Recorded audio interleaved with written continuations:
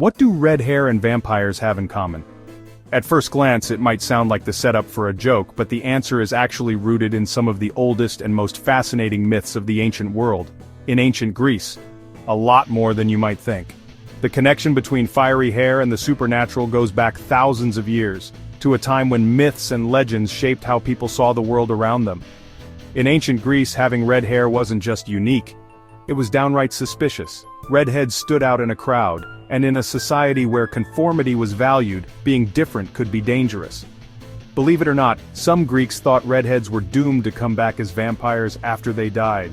This wasn't just a passing rumor, it was a belief that lingered for generations, whispered in marketplaces and around family tables. Here's why. Back then, almost everyone had dark hair. The Mediterranean sun and genetics meant that black and brown hair were the norm, and anything else was a rare sight. So when someone with fiery red hair and pale skin showed up, it made people uneasy. They were seen as outsiders, and in a world full of superstition, outsiders were often feared. Their looks were so unusual, folks thought they had to be cursed, maybe even linked to the supernatural. Some believed that red hair was a mark of the gods' displeasure, or a sign that someone had a mysterious, possibly dangerous heritage. And the Greeks had a name for restless souls, vrikolakas.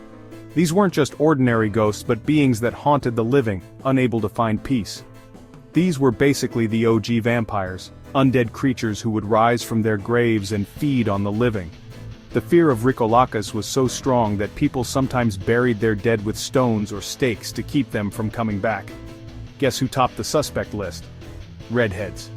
If you had red hair, you might be watched closely, avoided, or even blamed for misfortune in the village.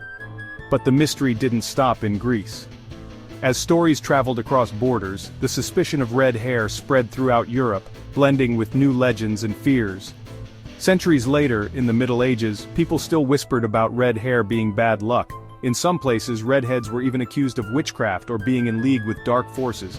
Some even said Judas, the guy who betrayed Jesus, was a redhead.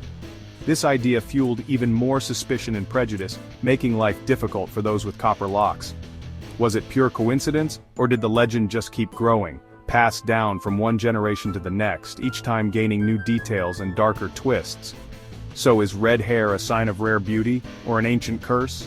Maybe it's both, depending on who you ask. One thing's for sure, red hair has always captured the imagination, for better or worse.